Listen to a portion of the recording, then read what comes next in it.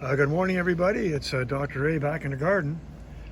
I can hardly stand myself. I got so many cool things to show you this morning. It's June, early June, and the butterfly bushes are starting to come out. I want to show you this one. I mean, you can see part of the flowers are finished and new ones are coming out. This butterfly bush is one called Pugster, P-U-G-S-T-E-R, with some of the largest flowers on some of the most compact plants I've seen.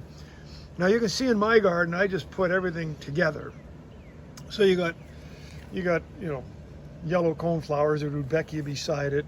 You have lobelia behind it, and even baptisia behind that. So it's crowded in here, but this buddleia is definitely holding its own.